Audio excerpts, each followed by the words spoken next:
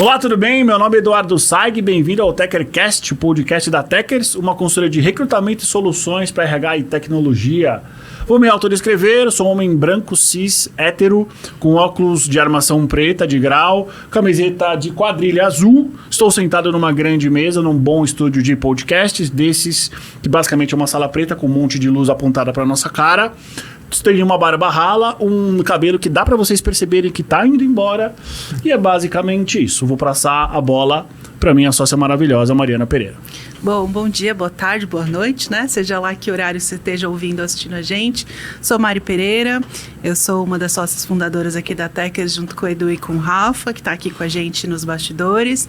Eu sou uma mulher branca, cis, hétero, tô com meus cabelos loiros soltos, tô toda de preto hoje, com uma blusa escrito Feliz por Ser Mulher, que é um dos meus lemas aí em termos de diversidade e inclusão. E agora eu vou passar a bola aí para o Segali, nosso convidado. Rafael Segali, um mito. Bom, vamos lá. Vou me autodescrever, né? Sou um homem branco, hétero, cis, 1,75 m, cabelo castanho, uma barba bem curtinha. Nem tem barba, tá zero isso aí. Tá tranquilo, né? Tô com uma camisa social azul e uma calça jeans e um sapatênis bem despojadinho, para poder ficar à vontade aqui. Muito já bom. Agradecendo o convite aqui. Bem-vindo, tio. Para você que tá vendo a gente se chama de tio, trabalhamos muitos anos juntos, então a gente tem essa intimidade. Tio, para quem não te conhece, da onde você vem, nasceu aonde, como é que você começou a trabalhar com folha de pagamento? Legal. Bom, eu sou nascido e criado aqui em São Paulo, né? Moro no centro do centro, né? Então é aquele clima 220, né? Aquela correria, aquela metrópole, a gente respira isso 24 horas, né? E a minha história com recursos humanos começa há 19 anos atrás, né? Eu começo lá de baixo, entro como estagiário num escritório de contabilidade. Clássico, né? Cara, eu me orgulho muito de trazer isso porque o escritório de contabilidade ele é uma escola, literalmente, né? Eu costumo dizer que, assim, quem trabalha em escritório contábil, independente de sistema, né? A pessoa ela consegue fazer as coisas na mão, né? Então, a gente começa dos primeiros processos lá na admissão, começa a mexer um pouquinho com cálculo, faz férias, faz rescisão para poder chegar um dia na folha, né? Então, eu até recentemente em algumas conversas, né, de mercado mesmo, de entrevistas, né? Poxa, eu vi que você não passou pelo segmento de varejo. Quem vem de escritório contábil... Faz qualquer coisa. Faz qualquer coisa, cara. Né? Então, assim, independente se é serviço, comércio, varejo, né? A gente está acostumado em indústria, né? A gente tem uma facilidade porque, cara, um escritório hoje trabalha com, sei lá, 200 clientes, né? Então... Desde a MEI até um cara que tem... Até uma empresa que tem 10 mil... funcionários, né? Exatamente. Eu lembro que, poxa, a gente tinha, na época, uns 200 clientes e um deles, né, um grupo, né, um multinacional francês, né, o Grupo Chandon, né, Louis Vuitton, Moët Hennessy, né, primeiro cliente internacional, que o ano fiscal não era o janeiro, dezembro, né, então, assim, a gente já conseguia ver, indiretamente, por ser uma mão de obra indireta ali, né, um terceiro, que já funcionava diferente dos outros players aí, dos outros clientes desse escritório. Mas uma experiência fantástica, assim, eu sou suspeito. Você se formou em quê? Eu sou graduado em administração de empresas, com ênfase em finanças, né? E por estar nessa parte de HR numbers, vamos dizer assim, né? Toda a parte de operações de RH, remuneração, people analytics, né? Enfim, eu vi que conforme a carreira foi caminhando, só essa parte de números... não ia conseguir seguir legal se eu quisesse seguir nessa carreira de gestão. Então eu fui buscar uma pós de gestão estratégica de pessoas para poder completar, ter um perfil um pouco mais generalista e ter pelo menos a teoria dessa parte mais de humanas dentro do RH. Tá. Depois que você saiu desse escritório, você foi para serviços de consultoria, foi onde a gente se conheceu. Antes disso, teve um tempo em telemarketing, né? Eu saio, né, de um escritório por conta da própria estrutura, né? A gente tinha aquele downsize, a estrutura reportava direto para o sócio, né? E eu percebia que eu podia ser mais do que uma mão de obra indireta na época, né? E aí eu abraço um desafio da maior consultoria de imóveis da América Latina de cara, né? Então, assim, uma empresa gigante, né? Imobiliária do Coraçãozinho, que o pessoal conhece. Mas, assim, com processos muito desestruturados, né? mas eu vejo como uma oportunidade para poder fazer acontecer, para a gente poder reconstruir, né? E retificar o que tinha que retificar, né? E depois passo para o Grupo Globo, né? Verdade. Né? Que, poxa, é um grupo gigante aqui no Brasil. Mas assim, o que mais me chamava atenção, naquela época não se falava ainda de inteligência artificial, não tinha nada disso, né?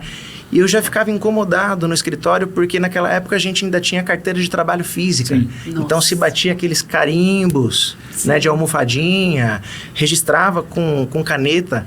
Registro, né? De férias, né? Registro de férias. Aumento Então, salarial, cara, era uma outra realidade. E quando eu saio do escritório e passo por outras empresas, né, essas que eu comentei que, poxa, são big players aí de mercado, cara, eu via que tinha um mínimo de tecnologia. Então, assim, as pessoas conferiam folha de pagamento meio que ditando, né? Vamos lá, Adriana, Bruna. Cara, então minimamente um PROC-V já não rolava, né? O carimbo de madeira lá, batia na almofadinha, cara, uma mala direta no Word, cola etiqueta. Então, eu tinha uma inquietação já nesse sentido de tecnologia, cara, sem querer reinventar a roda, né? Já tinha recurso naquela época. Só que eu não sei, acho que a galera tocava meio que assim, é desse jeito, vamos seguir. Isso já me incomodava naquela época. E isso faz parte um pouco da imagem da área de folha de pagamento. Isso faz parte da percepção que as outras pessoas têm da área de folha de pagamento, que é uma área extremamente processual. Mas como a gente estava conversando aqui, eu particularmente acho sempre a segunda área mais importante de qualquer empresa. Ela só perde para a área core de business, que é a razão das empresas existirem. Por quê? Porque ninguém trabalha de graça, né? E aí, o que eu quero te perguntar é, dentre esses segmentos que você trabalhou, qual foi o que te trouxe mais desafios e qual, entre aspas, foi o mais fácil para se trabalhar? Bom, assim, eu sempre gostei de desafios, né? Então, eu acredito que depois que eu passei pela consultoria, eu comecei a enxergar um pouco diferente essa parte de operações, né? Hoje a gente está chamando de operações de RH. Operações, né? Para você que não sabe, são as áreas conjuntas de folha de pagamento, remuneração, benefícios. E tem algumas pessoas que elas encaram também relações sindicais e trabalhistas. Por quê? Porque é onde a gente define que são as áreas numéricas de recursos humanos. E foi uma área que veio crescendo bastante de 2016 para cá, principalmente com a internacionalização dos nossos negócios. Porque a primeira coisa que qualquer acionista olha são os números. Então, virou uma convenção de mercado, as empresas que são médias ou grandes, que têm acionistas, principalmente acionistas de fora do Brasil, eles querem enxergar os números todos em conjunto, não é? Sim. Então, por exemplo, se você trabalha com recursos humanos há mais de 20, 25 anos, pode ser uma área nova, mas saiba que, na verdade, é só a junção dessas 4 áreas. Acho que é super importante saber, porque é uma área relativamente nova, né? Exatamente. Bom, assim, mais desafiador eu diria que são as techs, né? Fintechs, foodtechs, que são empresas que não têm uma estrutura montada, né? Já não tem um desenho tão estruturadinho como uma empresa que já tem, né, um alicerce de mercado, né? Eu acho muito legal essa provocação sobre o quanto tem um olhar operacional e o quanto existe uma estratégia por trás, né? Poxa, eu pensando nas últimas experiências, né? Eu imagino que assim, para quem está acostumado, né, aquele executivo de RH que cuida de toda essa parte, que tem aquela empresa um pouco mais tradicional, é de praxe de mercado que a pessoa ela vai cuidar da folha de pagamento, ela vai ali fazer a administração dos benefícios, talvez tenha que trocar um fornecedor de folha, aí já tem uma complexidade um pouco maior, mas isso ainda é uma atividade bem básica da função, né? Isso aí tá no livro, tem que fazer isso, né?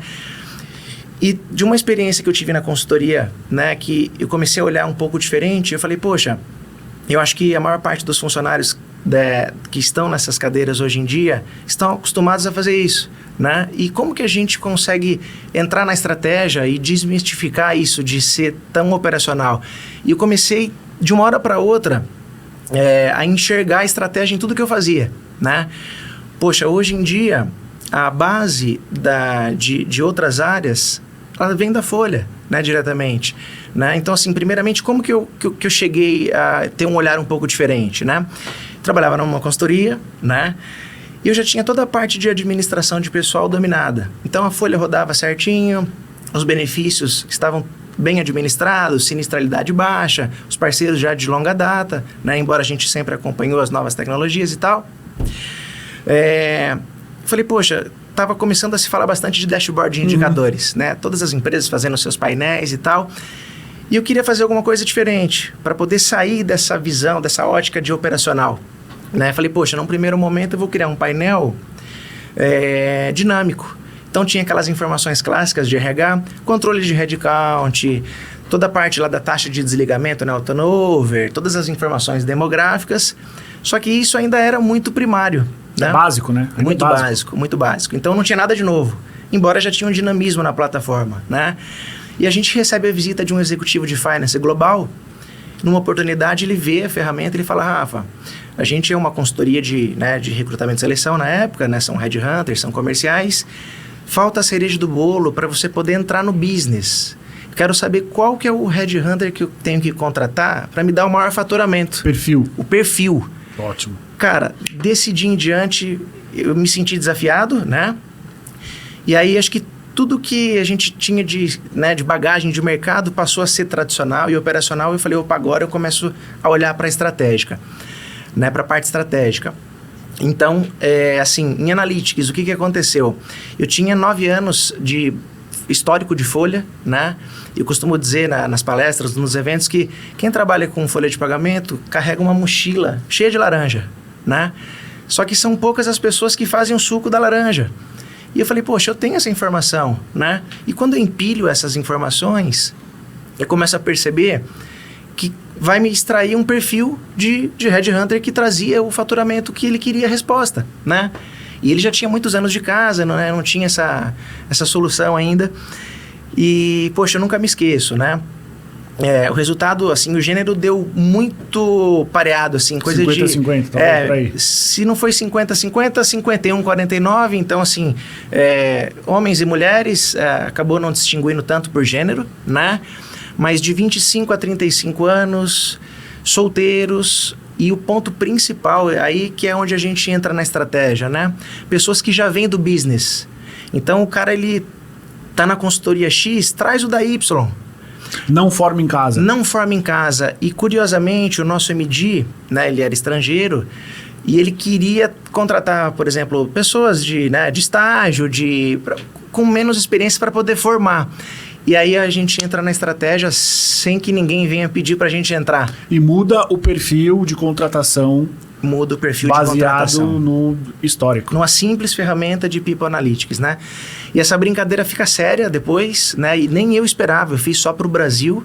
Quando eu vejo, ela entrou como um projeto de melhores práticas Latam.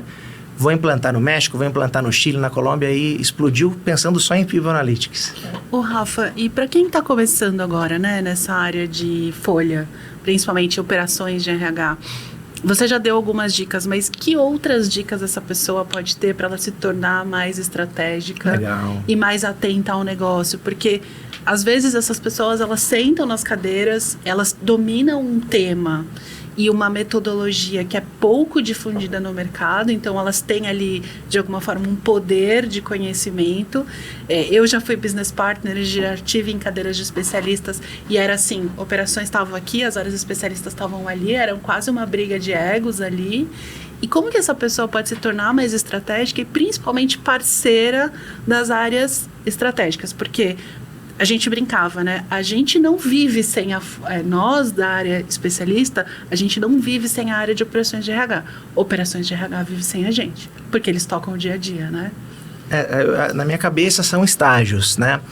Eu acho que assim, antes da gente pensar, né? A gente pode fazer em paralelo, mas o que eu diria, né? Dentro do RH, pensando nos subsistemas, né? Eu já vi várias, né, empresas que querem fazer tudo ao mesmo tempo, avaliação de desempenho, todo mundo quer implantar sistema, mas assim, são etapas. Primeiro, assim, a gente tem que ter redondo a parte de operações, né? Porque é uma área que ela vai subsidiar, né? Ela vai fomentar informações para diversos parceiros, né? Eu costumo brincar, mas eu vou até entregar a idade aqui, que quando a gente tem os processos azeitados, vira os ursinhos carinhosos, né? Então sai aquele raiozinho da barriga. do ursinho carinhoso para poder atender. Então, a base de remuneração, ela vai vir da folha, né? O pessoal de DHO vai fazer a avaliação de desempenho, de onde vem a base? Da folha, né? Desde um aniversariante, assim, é muito rico de informação, né? O pessoal do financeiro, na hora de, em vez de contabilizar na mão a folha, cria o arquivo contábil, importa o arquivo contábil, né? O pessoal de facilities, as pessoas estão sendo movimentadas, né? Já tem os workflows, a gente consegue automatizar. Então, é uma área que precisa estar redondinha para a gente poder começar a ajudar os parceiros, né? E quem está nessa área, respondendo a pergunta da Mari, como que pode sair desse trivial de uma ótica mais de operação e pensar no operacional, né? A gente trouxe o exemplo dos People Analytics aqui, mas, por exemplo, a própria parte de folha de pagamento, né?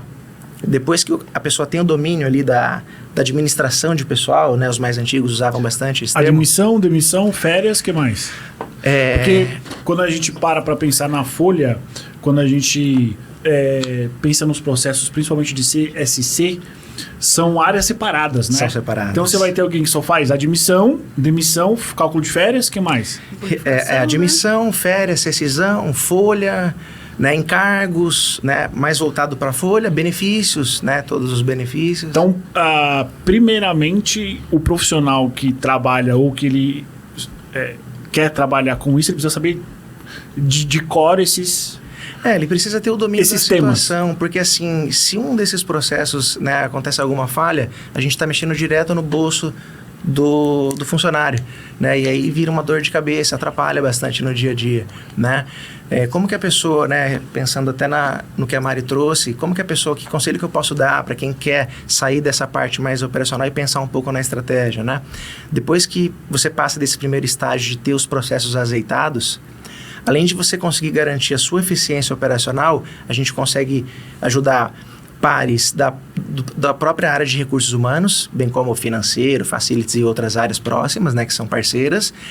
Mas aí surge um tempo para você sair um pouco ali do dia a dia e pensar na estratégia. Então, pensando assim, depois que você tem o domínio da situação, você pode, de repente, pegar os seus resumos de folha, né, e fazer aí uma análise para poder propor um projeto de desoneração fiscal. O que é isso?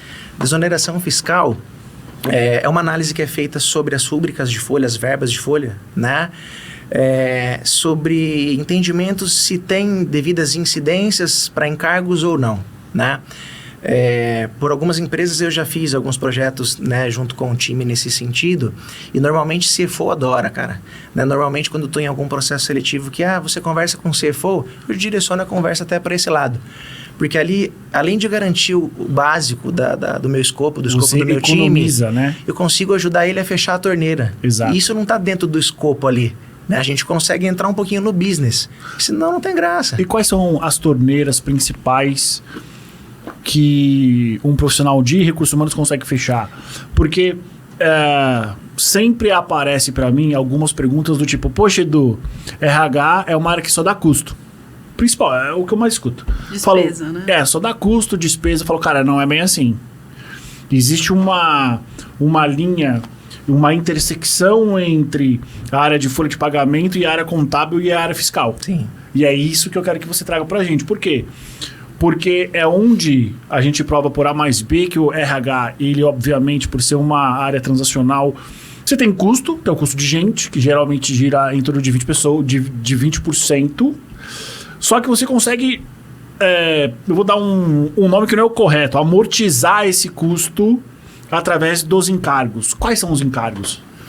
Normalmente os ligados à Previdência Social, né?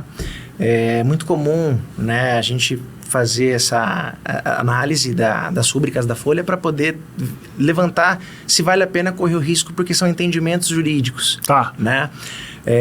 E a nossa lei hoje, ela é uma lei, né, antiga, e ela tem muitas brechas. Então, assim, é um trabalho que ele é feito a 3 mãos. Tem o RH, a folha ali, vem da folha, mas sempre tem alguém do jurídico com a gente e sempre tem alguém de finance também, porque impacta em provisão, né? Nessa reversão de créditos. Eu consigo enxergar várias formas de enxugar torneiras, de tudo quanto é lado, né? E aí eu acho que aí é a laranja que a gente espremeu para poder fazer o suco e sair daquela rotina, porque é um ciclo, né? A gente fecha uma folha, depois tem o quinzenal, é um ciclo, né? E só isso, tem pessoas que, cara, conseguem tocar numa boa, só que parece que falta algo que é a parte estratégica. Então, pensando, por exemplo, em benefícios, né?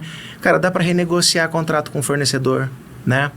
Principalmente assistência médica. Tem muito executivo que não acompanha o sinistro, né? O sinistro, né, para quem não sabe, é uma relação do que a empresa paga, o custo versus a utilização, né? Então, tem um break-even, um ponto de equilíbrio, né? Então, assim, normalmente, em um determinado período, a gente costuma acompanhar, porque se começa a passar do break-even o nosso resultado, a gente vai ter um reajuste bem maior, né? E esse acompanhamento, ele tem que ser feito mensalmente, semanal?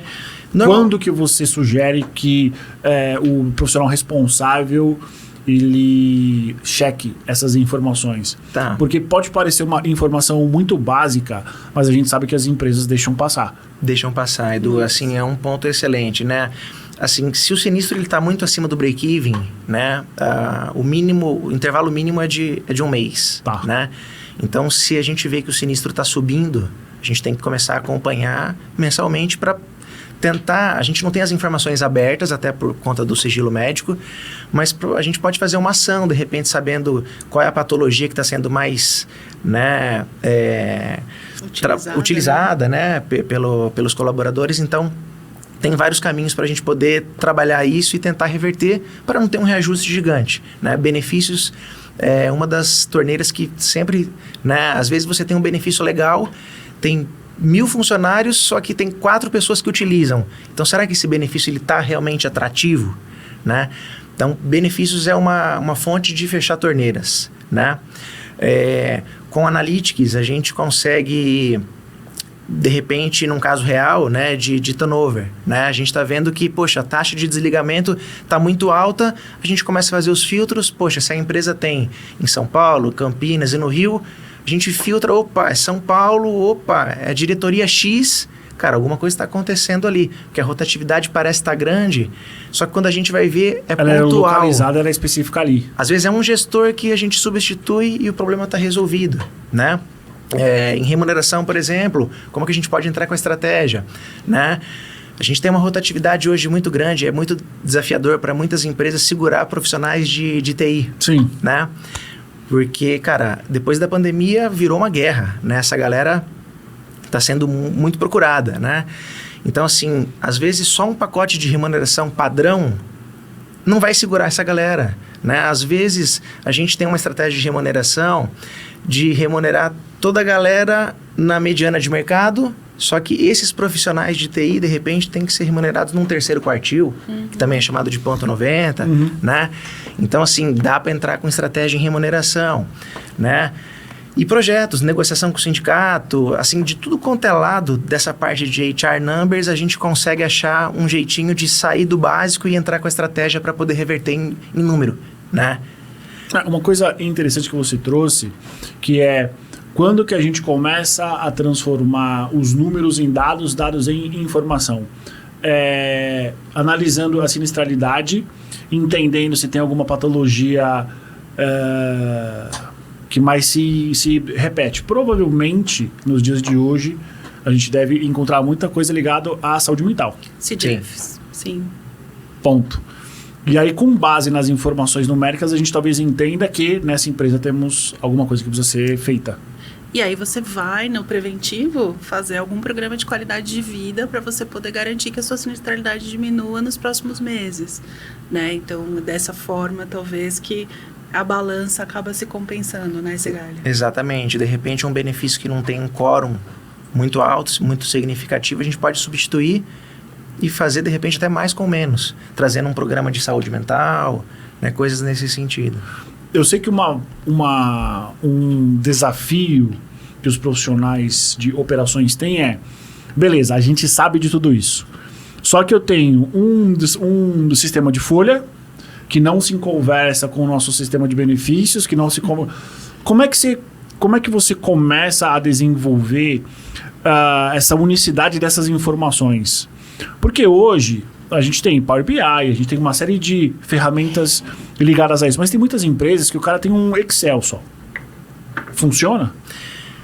Pensando assim, acho que não funciona, tá? A resposta mais sincera e honesta que eu posso trazer é, eu acredito que não funciona. Até porque, assim, um sistema de folha, para poder trocar, é muito diferente da gente trocar um sistema de assistência, um programa de assistência médica, por exemplo, né? Folha é muito sensível, né? Eu vejo algumas empresas que fazem APIs, né? Por exemplo, a parte de admissão está mais vinculada num sistema de talent, né, do que o próprio sistema da folha, e isso é muito ruim, né? Porque, assim, quando a gente vai fazer um bid de fornecedor de folha, cara, o mercado tem várias soluções, mas, assim, eu diria que quem já está na área, esse bid ele vai ter, no máximo, 3 ou 4 empresas, dá para contar numa mão, ainda vai sobrar ADM, dedo. ADP, TOTUS e mais 3 aí. SAP. Synergy, Senior. É isso. Né? Então... E são soluções iguais ou não? Eles têm diferenças que realmente fazem sentido ou não? Cara, é tudo a mesma coisa, aí depende do preço. Não, tem sistemas que já são web, tem sistemas que tem o software, né, instalado no cliente.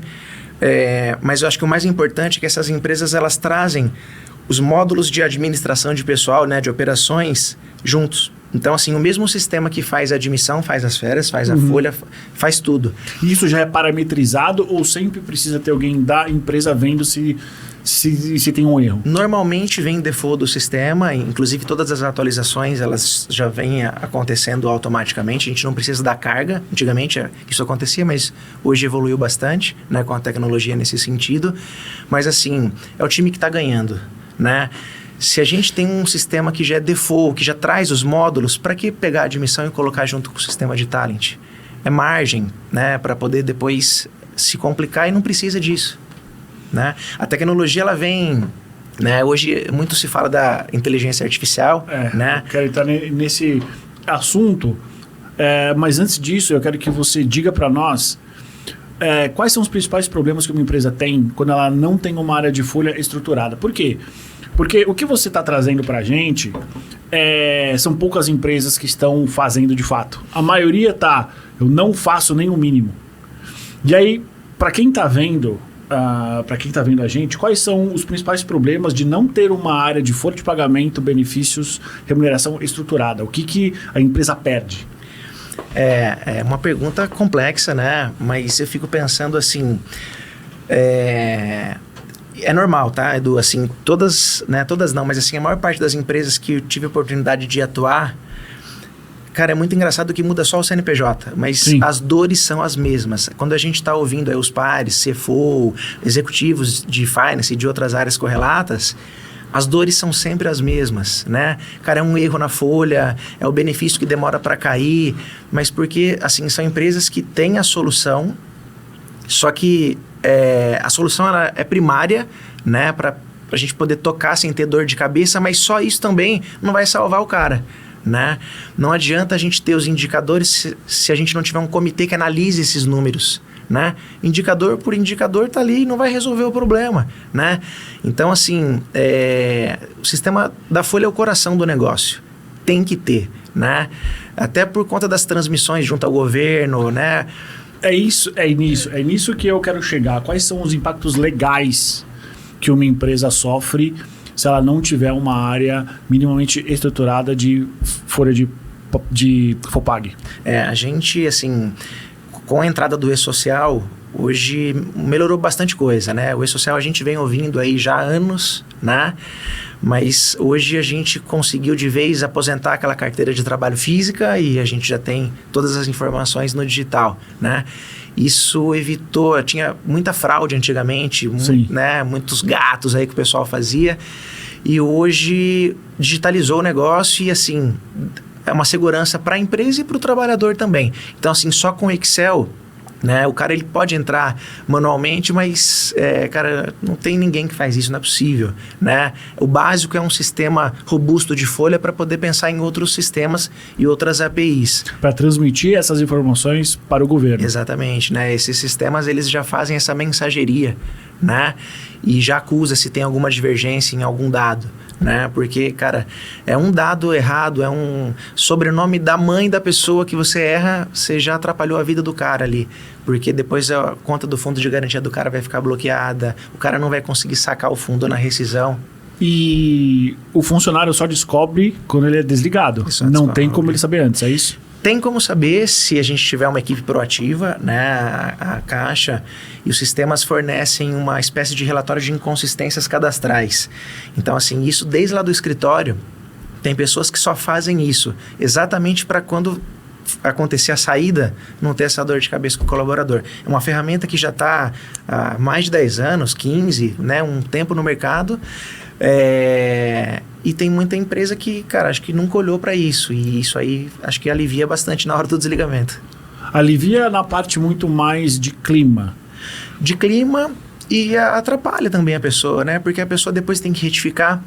Algumas certificações só a pessoa consegue fazer, algumas certificações só a empresa consegue fazer, mas até descobrir que pé que tá, né, a pessoa já vai ficar alterada e aí não é muito legal, na saída pode fechar a porta, né? Tem algum tipo de multa que uma empresa ela paga para o governo caso ela não declare algum tipo de informação ou não? A gente tem multas, né? Por assim, exemplo, se uma empresa não pagar o seu salário. O salário a gente tem prazo para pagar, né? Dependendo da classe que essa empresa pertencer, sindical e tal, tem empresas que pagam no regime de caixa, tem empresas que pagam no regime de competência, mas não pode passar do 5º dia útil. O que é isso? Regime de caixa, regime de competência? Boa. Um regime a gente paga o funcionário dentro do próprio mês, Tá. né? Então, a gente Entre o dia 1 e o dia 30 tem que cair. tem que pagar. E tem Beleza. empresas que pagam até o 5º dia útil do mês seguinte, que é o que traz a legislação, né? Tem as penalidades, se passa disso, igual rescisão. A gente tem 10 dias. Passou desses 10 dias, tem mais uma penalidade para poder pagar. E aí, assim, esses erros, cara, é custo. Férias também, né? Sabe por que eu te Férias. faço essas perguntas básicas? Porque eu garanto que tem muita gente que não tem a menor ideia do porquê que ganha, o que ganha e quando ganha e quais são os principais direitos. E aí a pessoa, ela é desligada e ela não sabe o que ela tem que fazer, se está certo ou se está errado. E aí a empresa ela acaba sendo muitas vezes culpada por uma incompetência da área de folha. Sim. Um erro na admissão, você pode atrapalhar todo o ciclo desse empregado, né, numa empresa. É bem complicado, é bem delicado, né? Por isso que lá atrás, empresas que processam, né, admissões, cara, é muito minucioso, né? Chega a ser até surreal, assim, porque não pode ter erro, né? Por isso que, com o passar dos anos, as tecnologias começam a aparecer e impacta, querendo ou não, em headcount, em custo, que é o que a gente... Sim. Né, que é um dos pontos aí que acho que você traz, né? Sim. E aí é onde eu sempre digo, por isso que a área de folha de pagamento, ela é estratégica para qualquer empresa. Por quê? Porque você só vai saber se deu errado lá no finalzinho. Muito provavelmente, quando você estiver na frente... É que agora você consegue baixar pelo próprio aplicativo da Caixa, né? Antes você tinha que ir lá. E antes você descobria quando você estava na frente da moça da Caixa. Exato. Ela falava, temos um problema. Você falava, E aí é isso, tem coisas que só a empresa pode fazer. E aí, às vezes, você sai numa demissão que você já não tem mais contato com a empresa. E aí fica toda aquela situação muito constrangedora. E aí a reputação da empresa, a reputação de marca. Então, geralmente, quando a gente recruta para essas áreas, a atenção aos detalhes é a primeira coisa que a gente busca nessas pessoas. Porque trocar a letra do nome, você já pode O número. dificultar Cara, se o teu muito a vida da pessoa. CPF for inscrito errado, já era. Exato. Você é uma outra pessoa. É que hoje com o E-Social ele já faz uma pré-validação. Uma né? checagem.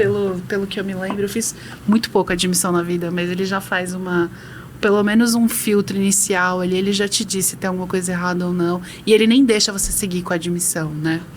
Então o E-Social já trouxe algumas vantagens nisso. Né? A tecnologia traz impactos para a gente aí de operações, né? São visíveis, né? Eu fico pensando até onde pode chegar, mas já deu uma balançada bem legal.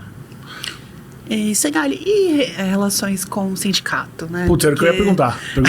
Eu acho que eu, por exemplo, na empresa onde eu estava com 60 mil funcionários, a gente tinha muitos sindicatos atuantes, não como do mercado financeiro, mas sindicatos atuantes.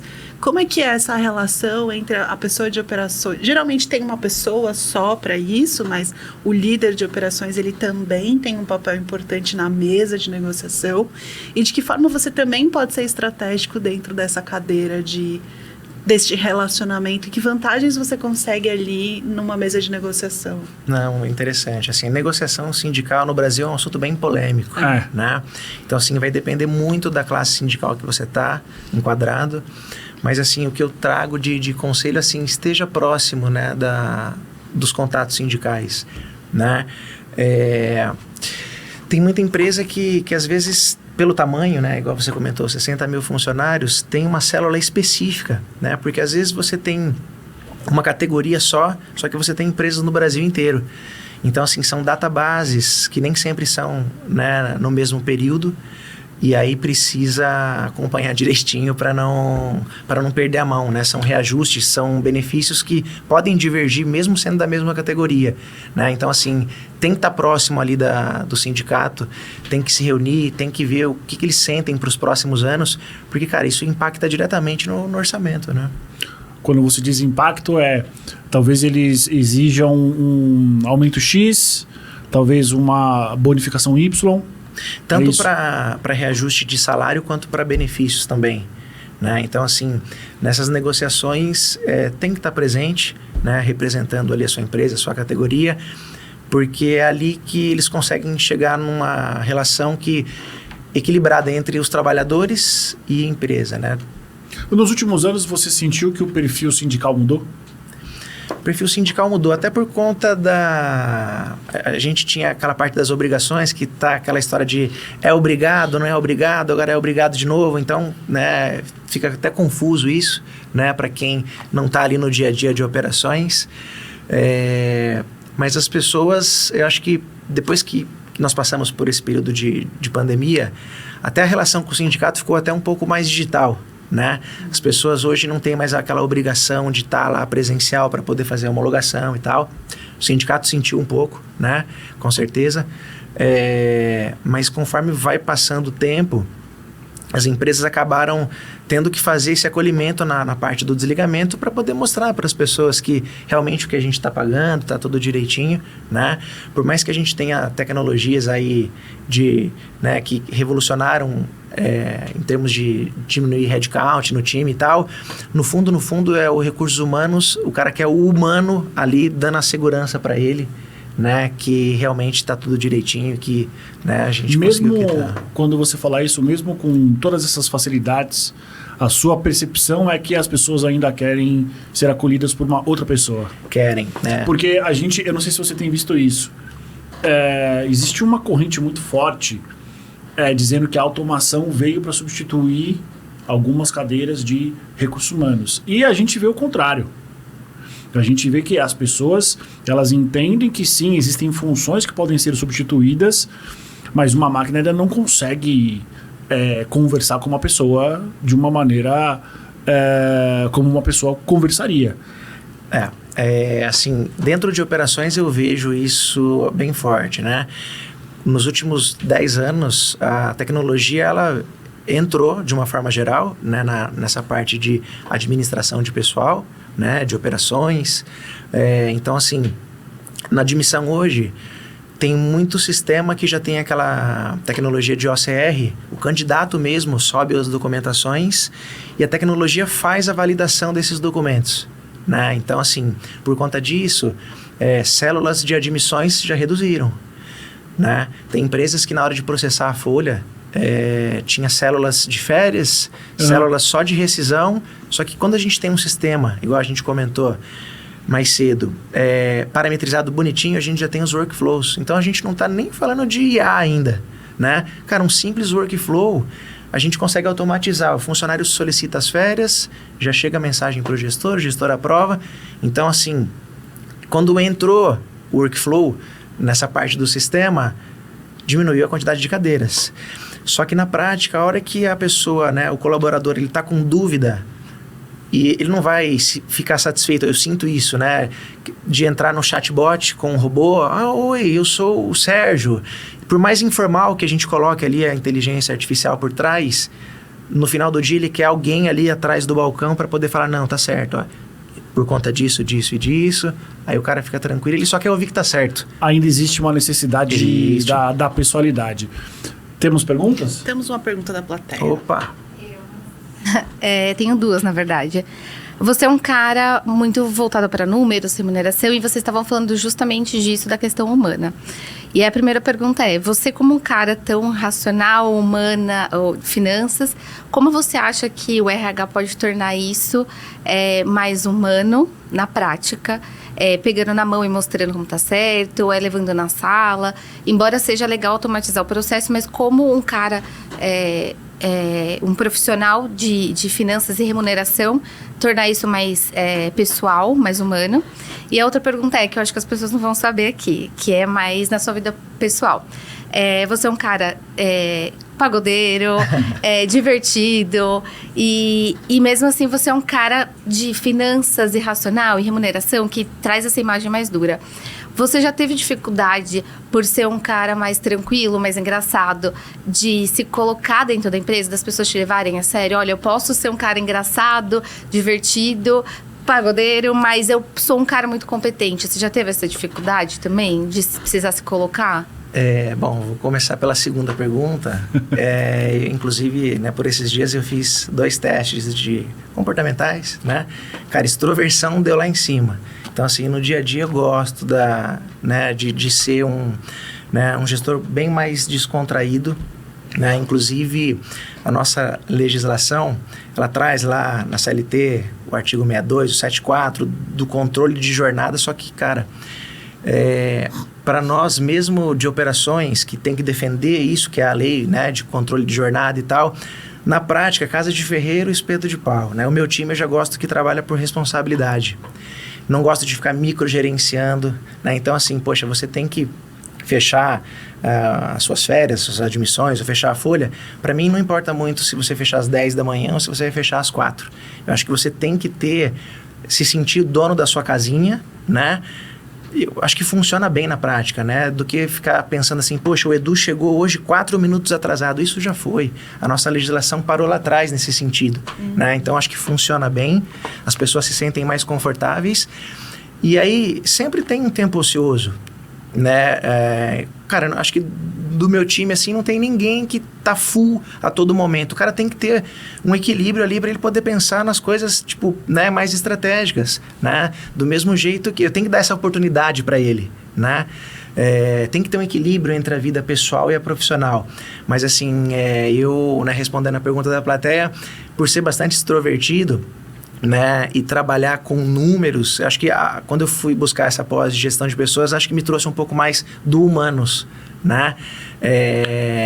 Eu trabalhava num modelo híbrido, mas assim, antes eu estava praticamente num presencial escondido, porque, cara, tem que estar perto, né? Eu não gosto de microgerenciar, mas assim, cara, a gente tem que estar...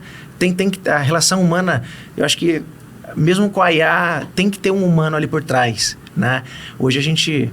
né, já mudou o nome da área várias vezes. Antigamente era o DP, administração de pessoal, operações, mas por estar com números ali, só os números respondendo a pergunta da plateia, não é o suficiente, né? Se não tiver um comitê humano de pessoas ali analisando esse número para poder chegar numa estratégia, não adianta, são só números, são só dados. E tem uma coisa que eu não sei se é um complemento dessa pergunta, que as pessoas de fora, elas eu não sei se isso é uma percepção minha, que é uma percepção do mercado, mas elas são mais solitárias. Parece que elas detêm informações que ninguém pode nunca saber. Sim. As pessoas normalmente têm medo das pessoas do DP, né? Porque ela só aparece para dar uma notícia, não é? É tipo, o pessoal do DP tá chegando, o cara da remuneração tá vindo, vixe, vamos sair. Tem isso também, né? É uma percepção. Vai ser demitido? Quem vai ser demitido? Rafael, você acha que isso é uma crença, uma percepção que foi construída ou é real mesmo? Tem profissionais que se apoderam dessa imagem para, sei lá, se diferenciar, para talvez tentar influenciar, ou muitas vezes para se sentirem parte de algo que elas acham que elas não são parte? Assim, se a pessoa, né, se sente nesse sentido empoderada, eu acho uma grande besteira, né? Eu costumo levar para a parte da extroversão mesmo, né? A gente trabalhava numa consultoria, né? E aí o pessoal brincava, né? Sempre que eu subia com a pastinha embaixo do braço... Acabou, já era. O pessoal falava, o Segali subiu, a lágrima caiu. É isso. Né? Mas são pessoas que, assim, desde o menor aprendiz, desde a galera que, né, tá na posição ali de entrada, vamos dizer assim, são pessoas que já tem que ter um perfil de confidencialidade, né? Uma área que, cara, não pode vazar, são informações muito realmente sigilosas, né? Principalmente remuneração é muito delicado, né? Mas, assim, pensando pelo lado da extroversão, a gente tem que saber diferenciar, né?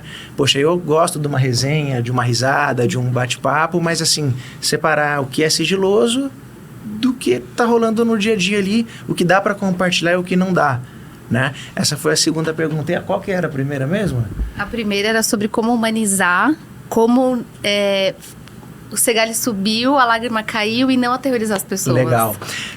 Bom, eu, assim, desde da pessoa que tá lá na portaria, cara, com a vassoura na mão, assim, eu converso com todo mundo. Cara, do C-level a pessoa que tá na menor posição ali naquele momento, né? Eu acho que é estranho ficar... ter uma ótica de que aquela galera ali, vixe, chegou, vamos mudar de assunto, né? O pessoal às vezes tem até medo. Tem medo. De RH, né? Mas assim, eu vejo que é uma grande besteira. Se a gente sabe diferenciar o que o que pode ser divulgado e o que não pode, né? Cara, geralmente eu tenho amizade com a empresa inteira, seja com a pessoa da Copa, seja com a pessoa da faxina, sabe assim? Mas isso já é da minha pessoa também. Então, assim, até para as pessoas poderem não ter medo de mim, né? Eu trabalhei numa fintech que a galera, quando eu saía da sala, ficava olhando para ver onde eu ia. E não tem nada a ver, eu também tomo café como todo mundo, a gente também dá risada, a gente faz piada, né? Então, eu acho que quando a gente conversa não só com quem está do nosso lado ali, financeiro, jurídico, né? Quando a gente abre um pouco o leque, acho que as pessoas começam a conhecer um pouco mais da nossa pessoa física e começam a ficar mais confortáveis com a gente. E Segali, não é você que demite, né? Não, exatamente. Você só executa o processo, né? A demissão, ela é um fruto de um processo, de uma performance baixa, de uma má gestão, uma má adaptação, mas assim, você só tá ali para dar o recado, Não né? sou eu, Você Rafa. que decide, Não, né? tem um Você não CNPJ olhou por trás, cara. na planilha, hoje eu vou demitir o 43, né? Não, pelo contrário. Tem pessoas que na posição de executivo nem gostam muito, né? Tem empresas que o RH que faz essa função, tem empresas que o próprio gestor faz, então isso vai variar, né, de como funciona a dinâmica no dia a dia da empresa. Mas assim, não sou eu. Já aconteceu de pessoas assim, de começo de carreira mesmo, bem júnior, tipo, de ajoelhar. Caramba! Né? De ajoelhar, pelo amor de Deus, me dá mais uma chance. Mas assim, e a gente ficar também emocionado na hora de tipo, não sou eu, Rafa, né? Eu recebi uma orientação para poder pegar o aviso prévio e vir formalizar, não sou eu, né? Então, assim, é aquele momento que a pessoa, às vezes, pode misturar a pessoa física com a jurídica, né? Porque é justamente a falta de conhecimento do que cada área faz, né? Exatamente. Uma dúvida, por que aqui no Brasil existe essa questão da confidencialidade dos salários? Olha, ninguém pode saber o quanto o outro ganha. Por quê? Tem alguma implicação legal ou é costume? Acho que são os arquétipos, né? Isso. São os costumes. Pensando em remuneração, né? Até tem pares aí de mercado que também a gente sempre troca sobre isso. Se a gente pudesse, a tabela salarial ela tinha que estar estampada lá na porta da empresa. Porque aí, cara, é muito por reconhecimento, por mérito, né? A pessoa ela sabe até onde ela pode chegar. Por uma passagem na consultoria, a gente trouxe a política de autopromoção. Então, o consultor já sabia quanto que ele tinha que fazer para poder passar para o próximo level, né? Para a próxima faixa, né? Por nós de remuneração, cara, isso daí podia ser divulgado no jornalzinho da Não empresa. existe nenhuma implicação legal, é isso? Não existe. É muito mais uma questão, talvez, cultural. Muito cultural, é como o demonstrativo de pagamento da pessoa, né? Muito peculiar ali também, né? o informe de rendimento também, quando a gente faz as anuais, para poder declarar no imposto de renda, né? Porque a gente tem pessoas que podem estar na mesma faixa, só que com resultados no demonstrativo totalmente diferentes. Com certeza. Né? Então, assim, é meio que pessoal ali, né? Então, é um negócio que é guardado a 7 chaves realmente. Exatamente. E aí eu acho que isso acaba fortalecendo esse mito da pessoa de folha. Olha, sabe tudo sobre todo mundo. Cuidado. Sabe quanto o presidente ganha, Sabe quanto né? que o presidente ganha. Na minha empresa era uma informação... A gente divulgava o GRI, né? Que era o demonstrativo. Fazia os balanços e tudo mais. E tinha que fazer a capital aberto, né? A gente tinha que demonstrar. E em um determinado momento, a B3 nos obrigou a declarar quantas vezes a menor pessoa ganhava menos do que o nosso CEO. Nossa, mas a gente fez milhões de reuniões para poder colocar um número ali que não justificasse o salário, né, do CEO. Então, a pessoa de remuneração sabe quanto o CEO ganha, quanto o conselho ganha. É quase é místico, né? É místico e, assim, é uma informação que ela é tão guardada a 7 chaves que o próprio financeiro, teoricamente, não deveria saber também, ter essas informações abertas. Porque imagina que, assim, quando a gente fecha o mês, a gente precisa contabilizar essas informações, né? Então, a gente, do lado de RH, a gente tenta deixar o mais fechado possível, né? Como se fosse um pênalti. A gente está tentando defender a todo custo. Porque se a gente contabiliza, ao invés de, por exemplo, por um centro de custo, contabiliza por CPF, estou levando para o financeiro a minha folha de pagamento aberta, porém com CPF. E sabe qual é o outro lado? Vocês escondem tão bem que o primeiro headhunter que liga para esse CEO e diz quanto que você ganha, ele diz. Exato. E aí tem uns que vão lá na internet e botam, né? Tem uns que Primeira pessoa que vai ligar para esse CEO aí, para esse executivo que você tá cuidando tanto, por telefone, ele nem sabe se é um trote ou não, ele fala, eu ganho tanto. E a gente tem muita referência de mercado hoje em dia, né? A gente, as próprias consultorias com aqueles salary guides, né? As empresas mesmo de remuneração que tem a General Industry, sim, e tem todos os segmentos, né? Que é uma ferramenta bem interessante, né? E é uma mística mesmo, É como engraçado isso. Né? É engraçado. Como... E aí você falou, né, de estampar, pra gente de DHO, estampar os guides do Nine Box é o sonho de consumo de qualquer pessoa. Mas assim, se o Joãozinho conhece o guide da Mariazinha, acabou. Eles vão brigar pro resto da vida e eles não conseguem compreender que eles têm escopos diferentes, funções diferentes, né? Senioridades diferentes. Então, também, eu acho que também tem uma coisa do brasileiro. A gente não tem maturidade para lidar com as comparações e descobrir que a gente ganha menos ou ganha mais. Enfim, a gente vai sempre querer mais. O ponto que eu sempre acho curioso é a gente não tem maturidade dentro do contexto empresa. Do corporativo, Ponto. Porque saiu dali pra vida real, você consegue. E as pessoas se falam. E as pessoas se falam. As pessoas se falam, né? E assim, tem plataformas aí, Glassdoor, a galera lança lá os pontos fortes e os pontos fracos também, né? Mas eu acho que é mais uma mística aí de pessoalidade também. Sim. Né? Mas é curioso isso, né? Talvez um julgamento de valor pela sua percepção do quanto o outro é competente ou não. E do quanto você deveria ganhar, né? A nossa percepção enquanto ser humano é que a gente sempre deveria ganhar mais. E sempre quando a gente ganha mais, a gente quer continuar ganhando mais. Né? Já tem estudos que provam que toda vez que você passa por um ciclo de avaliação e você recebe um aumento, você também aumenta o seu padrão de vida, né? E isso é um ciclo. Então, você sempre vai querer ganhar mais. E você sempre acha que você trabalha mais que o outro. Porque é percepção.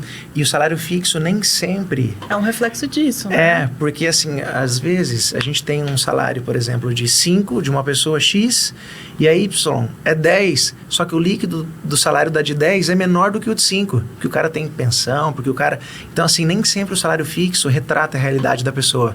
Então por isso que a gente também, né, tenta blindar nesse sentido. Entendi. Faz sentido. E pessoas às vezes questionam por conta de salário fixo, 10 a mais do que eu, mas por trás disso existe a estratégia de remuneração, existe uma faixa salarial. Sim. Então assim, quando se fala aí de paradigma salarial, é bem questionável, porque se a pessoa está enquadrada dentro da faixa, né? E é uma briga gigante, longa isso, né?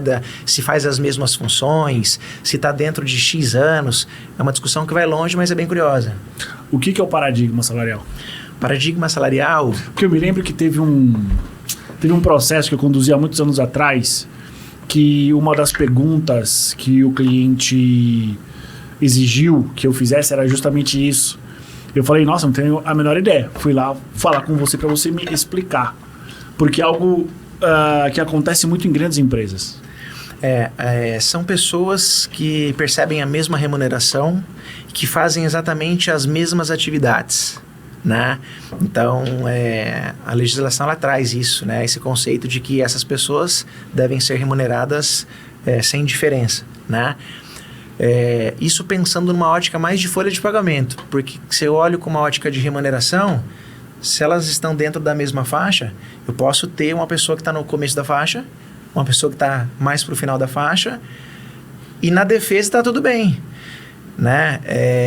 E aí é por isso que eu tenho o Júnior, Pleno e Sênior, que a diferença salarial entre eles é R$500. Dependendo desses níveis de faixa, pode ser que aconteça, né? Às vezes você tem uma pessoa que é júnior, tá no finalzinho da faixa, isso. E a diferença é mínima de um pleno que tá no comecinho da faixa seguinte. Isso pode acontecer. E tá tudo acontece bem. muito. E às vezes o pessoal reclama no dia a dia de ir lá no balcão ou de mandar e-mail, de acionar a gente de alguma forma, de que tem alguma coisa errada nesse sentido, mas está dentro da estratégia de remuneração. Que é aquela velha história. Puxa, saí de pleno para sênior e tive 15%, tive R$15 de aumento só. Por conta disso. E comecei a ter 27,5% de desconto no imposto de Exato. renda. Cara, e além disso, tem uma faixa da tabela que dependendo da movimentação que a pessoa tem, ela ganha mais e recebe menos. Porque ela troca de faixa. No imposto de renda. No imposto de renda. No imposto de renda. Às vezes o pessoal, mas como assim? Fui promovido, então isso, geralmente assim, o time de remuneração já fica brifado para não deixar acontecer. Mas acontece. Ganha menos. Você ganha menos, exato. O fixo é maior, só que o imposto também é maior e o líquido acaba sendo menor. E como que você resolve isso? Existe uma maneira legal de você resolver isso ou talvez você tenha que pensar em outras estratégias de remuneração, como bônus, mérito, para você ser menos tributado? Bom, o que a gente pode fazer de manobra, né, para a pessoa ter um aumento de fixo, só que depois no líquido, para não ficar no prejuízo, né? Cara, na prática seria fazer uma simulação, né, da situação desse colaborador para justamente não deixar isso acontecer. Mas eu sinto que na prática ninguém faz isso, cara. Né? Já aconteceu assim na Globo, por exemplo, aconteceu comigo, né? Poxa, passei de faixa, tipo, isso aí é natural na carreira de todo mundo, uma hora isso vai acontecer, né? Você foi promovido, mas não teve um aumento consistente. Fui promovido, mudei de faixa e comecei a ficar com um líquido menor. Do que você tinha antes. Do que eu tinha antes. Então, pô, era melhor ter ficado do jeito que estava, exato. Né? Mas assim... E isso acontece muito quando o estagiário ele é promovido. Por causa dos descontos, sim. né? E aí ele acha que ele vai ganhar mais, não. Ele foi promovido, vai ter mais responsabilidades e ele vai ganhar menos. É que o estagiário ainda tem... a parte de impostos ainda é bem mais light do que uma pessoa CLT. É que a percepção da pessoa, como ele não tem essas informações, ele acha que, putz, eu vou ganhar mais, eu vou trabalhar mais, mas eu vou ser melhor remunerado. Mas não, ele vai ter mais responsabilidades e na teoria ele ganha menos. Exatamente. Na prática, se ele pegar a quantidade de horas que ele está trabalhando Exato. a mais e o que ele ganhou a mais, de repente a hora dele passa a ser menor. Então já fica uma dica aí para os estagiários aí na hora da efetivação fazer pensar a conta. nisso, né? Exatamente. Agora vamos para o tema que eu queria bastante ouvir a sua opinião, inteligência artificial. Como é que você está vendo todo esse hype que tem, principalmente para muitas coisas voltadas para recursos humanos? Todo mundo sabe que a minha opinião é que nós não temos inteligência artificial ainda, nós temos automação dos processos, que começou justamente lá no E-Social. Mas eu quero ouvir de um especialista. Qual é a sua visão, opinião sobre toda essa... todo esse burburinho que está surgindo agora, principalmente no LinkedIn, a gente vê muita gente que não tem a menor ideia do que está falando, dando aula sobre isso. Na prática, pensando em operações de uma maneira geral, né, tentando olhar aqui Para folha, quando eu falo folha, sempre é o pacote completo. Admissão, férias, rescisão, ponto e afins, benefícios, People Analytics e remuneração de uma forma geral. Tudo que está dentro de RH e está ligado aos números e aos dados, né? A minha percepção ela é muito parecida com a sua, né? E a gente ainda não tem inteligência artificial, né? O que a gente tem são soluções que a própria tecnologia já vem trazendo, né? Então, a gente comentou que, por exemplo, na admissão, o candidato ele está ali subindo os documentos, então não tem mais aquele analista que fica fazendo o cara crachá, olhando a cópia do RG e digitando, né? E depois conferindo. Então, essa pessoa caiu, né? Em muitas empresas, porque um OCR já faz a leitura e depois alguém só vai dar um check, né? E tem outras tecnologias nesse sentido já também, né?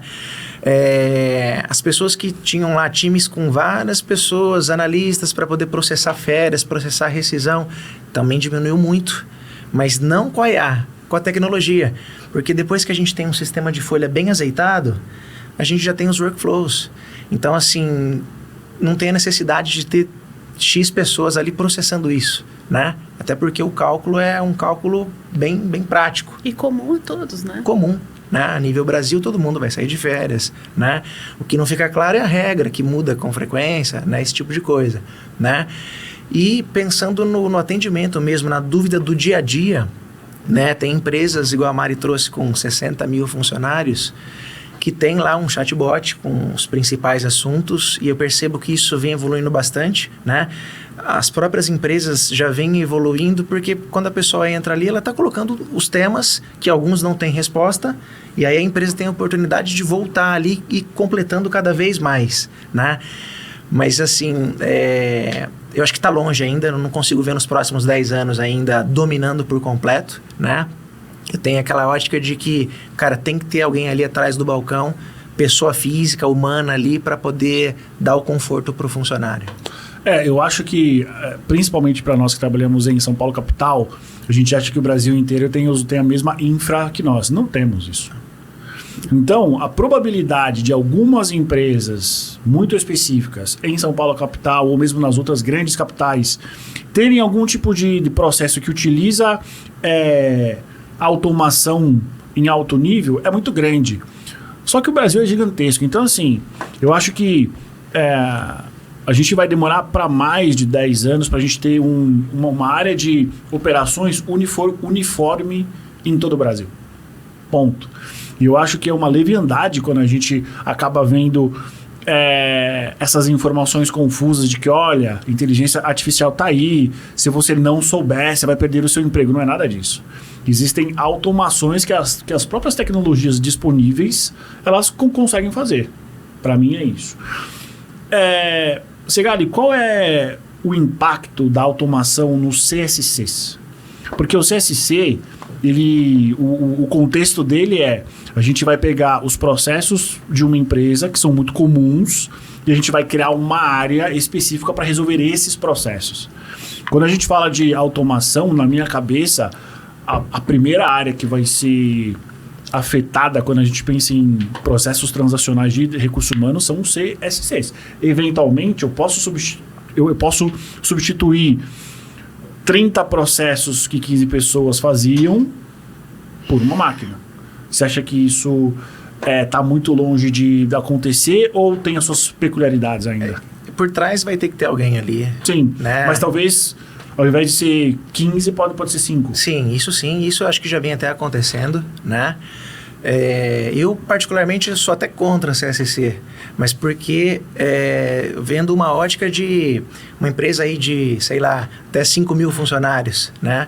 Eu defendo mais essa parte, né? Até a pergunta da plateia aquela hora, um cara de dados, de números, aí eu vou um pouco mais no humanos mesmo, né? Do recursos humanos, né? Acho que tem que ter ali a pessoalidade, né? Mas assim, para uma empresa de 60 mil funcionários, igual a Mari trouxe, né? Cara, é necessário, né? Porque quando eu falo que eu sou contra, é porque eu acho que o CSC ele engessa um pouco, né? Depois que a gente começa a ter uma certa maturidade em enxergar a estratégia, onde todo mundo só está enxergando a parte operacional, para quem está ali no aprendizado, legal, mas é uma fase passageira, porque a pessoa ela fica especialista naquela atividade em específico, Para a empresa é bom, porque a gente vai ter uma excelência operacional, o erro ali vai ser mínimo, porque a pessoa só faz isso. Mas na prática, cara, engessa um pouco o escopo da pessoa. Então, assim, a pessoa tem que ter um perfil bem mais conservadora para poder sobreviver bastante fazendo uma atividade específica, mas é necessário numa empresa, né, de muitos mil funcionários, não tem o que fazer. Sim.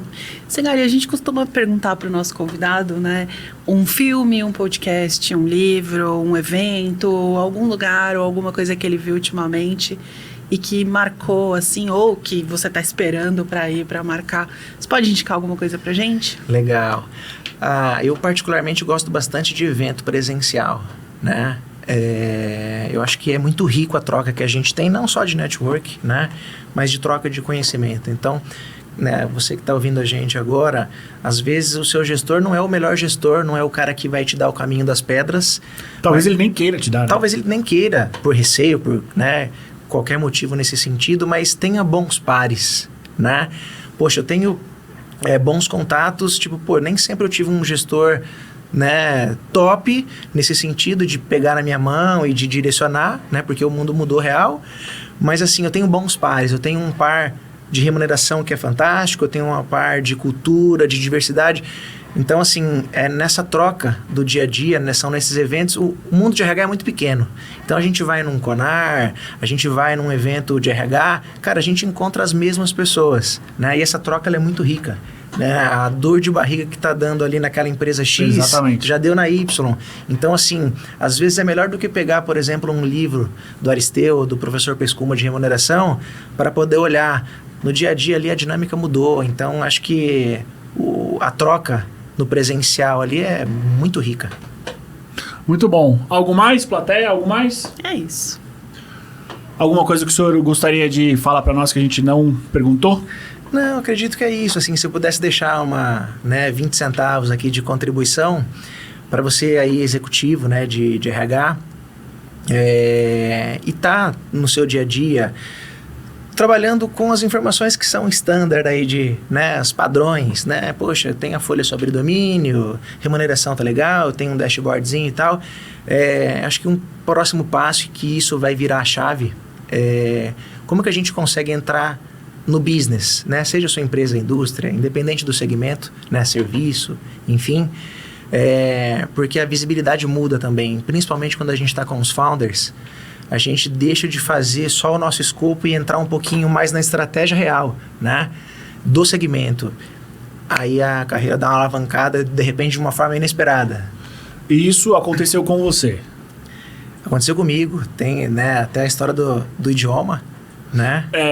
E aí, o grande ponto aconteceu com você porque você já estava curioso e porque isso é algo individual seu ou porque foi deliberadamente te dado espaço?